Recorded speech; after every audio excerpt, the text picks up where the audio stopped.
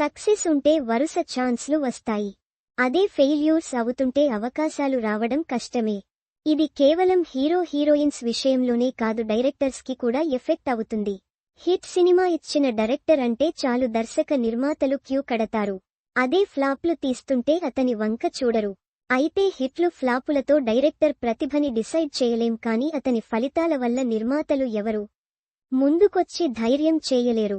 Career మొదట్లో డైరెక్టర్గా సక్సెస్లు ఇచ్చినా ఆ తర్వాత ఆడియన్స్ అంచనాలకు తగిన సినిమాలు ఇవ్వకపోతే అతన్ని పక్కన పెట్టేస్తారు. సో అలా అయితే కెరీర్ గ్యాప్ వచ్చేస్తుంది.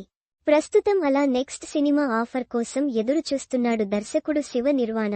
నిన్ను కోరి నుంచి ఖుషి సినిమా వరకు శివ నిర్వాణ సినిమాలు కొన్ని ప్రేక్షకులను మెప్పించగా మరికొన్ని అంచనాలను అందుకోలేకపోయాయి. అందుకే ఆ డైరెక్టర్కి ఇప్పుడు అవకాశాలు లేకుండా పోయాయి. 2023లో నిన్ను కోరి రాగా ఆ సినిమా తర్వాత అతనికి మరో ఛాన్స్ రాలేదు. నానితో ఏకంగా 2 సినిమాలు చేసిన శివ నిర్వాణ ఇలా ఖాళీ అవ్వడం షాక్ ఇస్తుంది. శివ నిర్వాణ కథలు చాలా సహజంగా ఉంటాయి. మొదటి సినిమానే పెళ్లైన హీరోయిన్ ఇంట్లో హీరో వెళ్లి ఉండటం లాంటి క్రేజీ థాట్తో సినిమా చేశాడు. ఖుషి కూడా కొంత మేరకు బాగానే అనిపించినా కమర్షియల్గా పెద్దగా వర్కవుట్ కాలేదు. అయితే శివ నిర్వాణ కూడా ఈసారి అలా ఇలా కాకుండా భారీ ఇంపాక్ట్ క్రియేట్ చేసేలా ఉండాలని చూస్తున్నాడు. మరి అది సాధ్యమవుతుందా లేదా అన్నది చూడాలి. శివ నిర్వాణ కొత్త సినిమా ఎవరితో ఉంటుంది, అతని నెక్స్ట్ సినిమా విషయాలు ఏంటి అన్నది తెలుసుకోవాలని ఆడియన్స్ ఆసక్తిగా ఉన్నారు.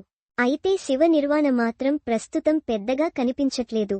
నెక్స్ట్ సినిమా అప్డేట్తో గ్రాండ్ అనౌన్స్మెంట్తో సర్ప్రైజ్ చేస్తాడేమో చూడాలి. నాని ఎలాగూ ఇప్పుడు వరుస హిట్లతో సూపర్ ఫామ్లో ఉన్నాడు.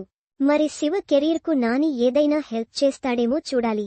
అయితే నెక్స్ట్ సినిమా మాత్రం సంథింగ్ స్పెషల్గా ఉండేలా ప్లాన్ చేస్తున్నాడని మాత్రం తెలుస్తుంది.